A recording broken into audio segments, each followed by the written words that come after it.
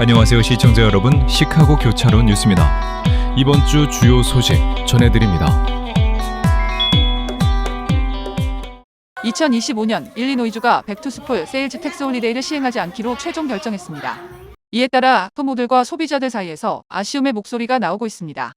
백투스쿨 세일즈 텍스 홀리데이는 새 학기를 앞두고 학용품이나 의류 등 필수 품목에 대해 일정 기간 동안 판매세를 면제하는 제도입니다. 일리노이는 2022년 한시적으로 판매세를 인하했지만 이후 제도는 중단됐고 올해도 제도 입되지 않았습니다. 반면 아이오와와 미주리를 비롯해 아칸소, 엘라베마, 플로리다, 텍사스 등 11개 주는 여전히 세일 기간을 운영합니다. 전문가들은 백투스쿨 시즌의 지출이 늘어나는 만큼 소비자들이 각 주의 세금 정책을 확인하고 인접주의 면세 기간을 적극 활용해야 한다고 조언합니다.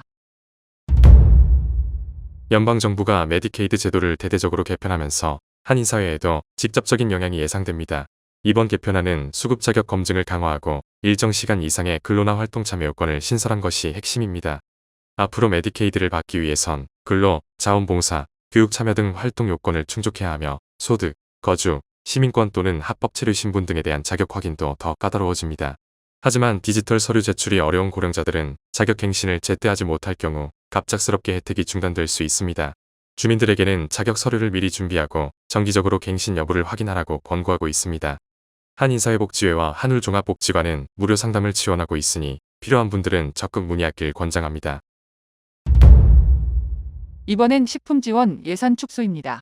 연방정부가 저소득층 식품 보조 프로그램 예산을 삭감하면서 일리노이 주민 약 35만 명이 혜택 축소 또는 중단 위기에 처했습니다. 특히 고령자, 저소득층, 장애인 등 스냅에 의존해온 이들에게는 생존과 직결되는 문제입니다. 민주당의 숀 캐스턴 연방 하원 의원은 억만장자 감세 정책은 스냅 삭감의 3배라며 취약계층보다 대기업을 우선시하는 정책이라고 비판했습니다. 비영리 연구기관 어반 인스티튜트는 이번 삭감으로 수혜가정당 월 평균 $146의 식품 지원이 줄어들 것으로 분석했습니다. 이는 식료품 가격 상승과 맞물려서 가계 부담을 키울 것으로 보입니다. 스냅 자격 확인이나 긴급식품 지원 문의는 일리노이 DHS 공식 웹사이트나 지역 푸드뱅크에서 가능하며 한국어 통역이 필요한 경우 한인복지센터의 도움을 받을 수 있습니다. 일리노이주 보건당국이 아동 납 중독 예방을 위해 고위험 지역을 추가 지정했습니다. 이번 조치로 시카고를 포함한 180개 집 코드가 검사 의무 대상에 포함됐으며 이는 주 전체의 약 13%에 해당합니다. 이 지역에 영유아는 생후 12개월과 24개월의 납 중독 검사를 반드시 받아야 합니다.